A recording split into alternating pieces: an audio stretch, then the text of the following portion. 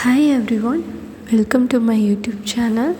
I am Kalpana from Aerospace Engineering, SNS College of Technology.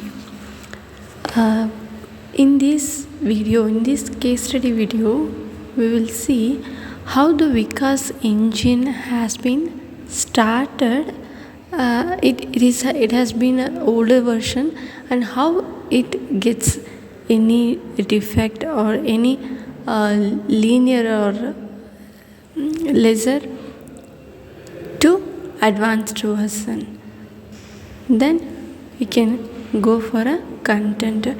The Vikas engine is named initials of Vikram Ambalal Sarabhai, like that. So in the memorial of Vikram Sarabhai, and then it's a family of liquid fuel rocket engine conceptualized and designed by the Propulsion System Center in 1970s.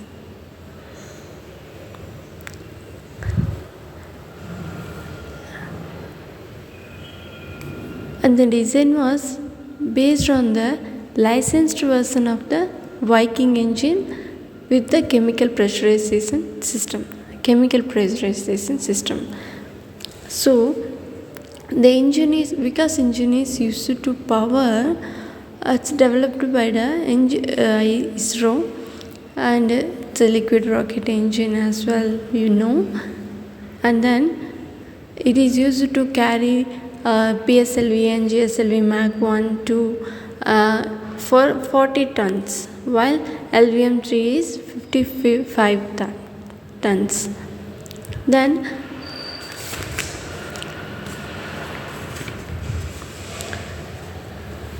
the development of the Vikas engine began in 1970s. So it was a part of ISRO.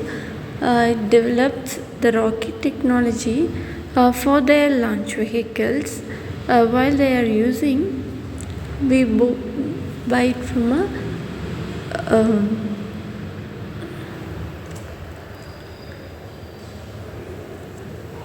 the Vikas engine for first saw operation using SLV program. It's a basic program of ISRO, is satellite launch vehicle, not ISRO.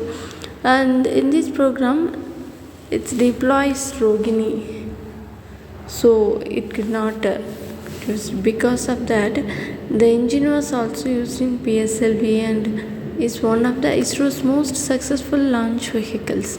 The PSLV has been used for a wide range of missions, including launching satellites into polar orbits. So now we can know that how do the Vikas engine has been evolved. It has the basic Vikas 2 has only the nozzle section. All our nozzle sections are 13.9 ratio, and the pressure is 530. So while we are upgrading its advancements,